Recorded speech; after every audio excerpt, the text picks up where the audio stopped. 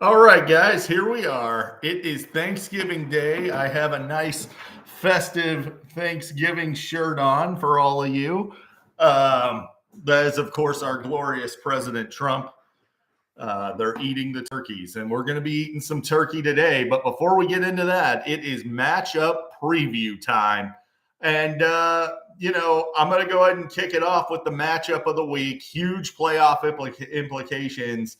Globo Gym Purple Cobras versus Gorlock the Destroyer. And, Steve's team hadn't been looking so good lately, and that can mean one of two things. Maybe he's in for his yearly decline that he always seems to have, or maybe his team is due for a big week. As far as Thanksgiving Day goes, he only has David Montgomery going. I know Steve only picked up Noah Gray because he wants me to talk about him. Not going to talk about him.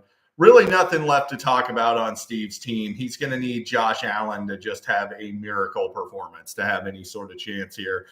On my side of things, I got a lot going today, so I'm going to have an idea whether I won or not by the end of today. I've got Amon-Ra, DJ Moore, Malik Nabers, and the Dallas defense all going today. I'm a bold prediction. I'm not even a bold prediction Steve's side of things. There's nothing to talk about there. But bold prediction on my team is I think Jonathan Taylor gets going this week. I'm going to say Jonathan Taylor goes to the tune of 140 yards and 2 touchdowns and is one of, if not the highest scoring running back on the week, en route to me getting the W and booting Steve out of playoff contention.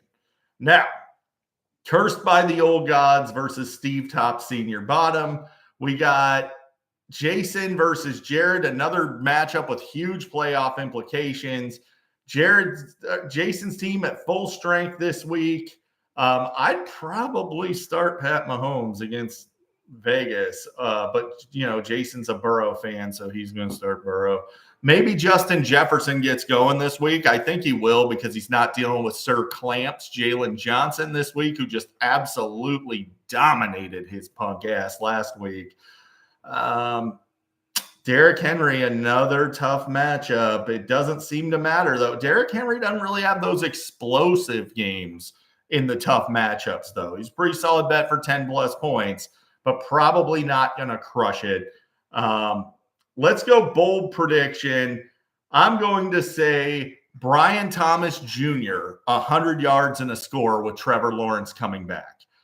On Jared's side of things, he's got some running backs with some easy matchups in Kamara and Aaron Jones. Now, Aaron Jones is washed, so, does it matter? Maybe, maybe not. Kamara should just feast all over the Rams. You saw what Saquon just did to them. And no, Kamara's not Saquon, but he is capable of throwing up a big fat number in that spot. Puka Nacua should destroy the Saints. Tyreek Hill's downright droppable. I don't even know how you can play him. I'd probably play Waddle over him. Tyreek sucks. Terrible wide receiver. Just awful. Horrendous. And the fact that Jared doesn't have the balls to play his guy, Tua again. I mean, look at what Tua just did last week. Tua has 53 fantasy points over the last 2 weeks. What's Justin Herbert done? 35. I mean, Tua is dog walking Herbert here. I mean, I don't know how you bench Tua. Jared just doesn't really believe in his guy, I guess. And so, bold prediction on Jared's side. If Jared starts Tua, he sucks. If Jared benches Tua, 300 yards and 3 touchdowns minimum. And who's going to win? I got Jason getting the dub, eking it out. Now, we got Never Gonna Gibbs You Up versus No Diddy. So Paul, no point in spending any time on his team. He's not even setting his lineup, not looking at his team at all. Paul's clearly quit on the league. Again, very disappointing. Paul, you're kind of a douchebag for just coming in and just quitting. Really, really zero respect for Paul. Joe, however, is trying hard to the end here, which is what you like to see. And even though he sucks, he's given it his best effort. So my bold prediction, Baker Mayfield and Mike Evans get back on track this week. A huge week, over 140 yards for Mike Evans against Carolina, en route to Joe getting the W. Screw you, Paul. That's all I got to say. Like you're screwing up the league with your not even paying attention, not playing. Like, come on, man. Like at least Trey sets his lineup, for Christ's sake.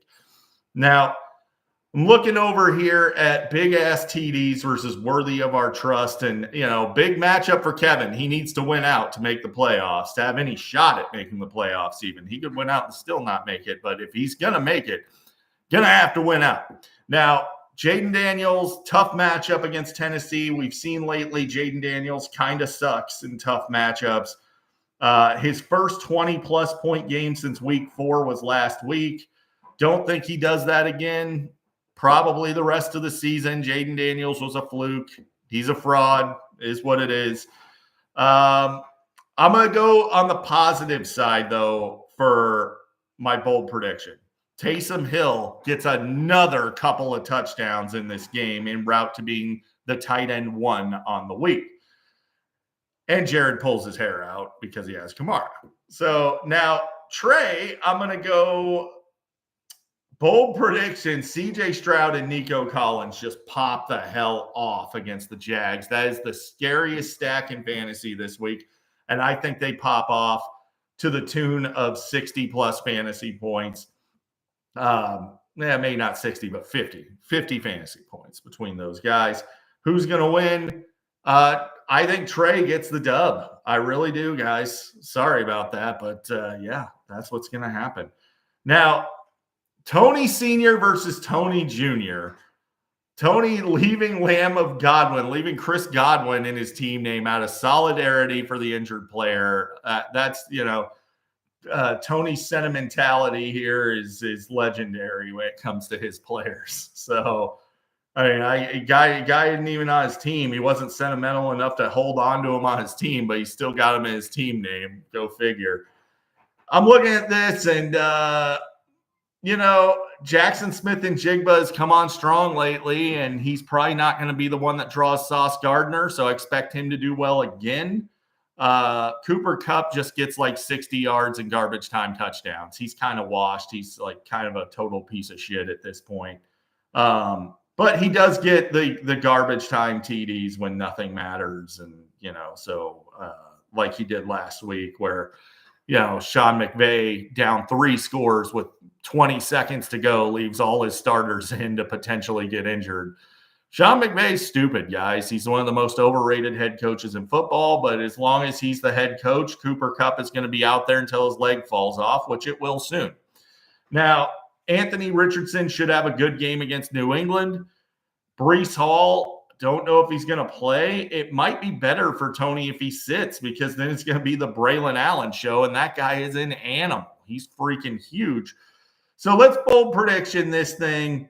I'm going to say Bijan Robinson, less than 10 fantasy points for the second week in a row, facing another tough matchup with the Chargers.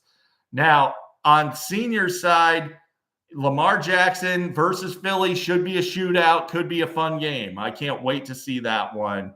Rico Dowdle against the Giants, love the matchup. That should be good. Low-key, James Cook against the Niners is a really good matchup, guys. The Niners' Fred Warner is playing with a broken ankle, and he's their top run stuffer. And as you've seen, the Niners have not been stuffing the run lately. They are the 10th easiest matchup. And that's despite the fact that the first 4 or 5 weeks, they were a freaking brick wall. So, love the matchup with the Niners. I'm going to go bold prediction here. Josh Jacobs does not get into the end zone today. No touchdown against Miami. Despite being hot lately, Miami focuses on him, D's him up, makes Jordan Love try to beat him, which he can't because he sucks. And who's going to win this one? I'm going to give the nod to Tony Jr. by a hair. So there you go, guys. There's your matchup preview. Happy Thanksgiving to everybody but Paul. Just kidding. Happy Thanksgiving, buddy. And I will talk to you guys for the recap on Tuesday.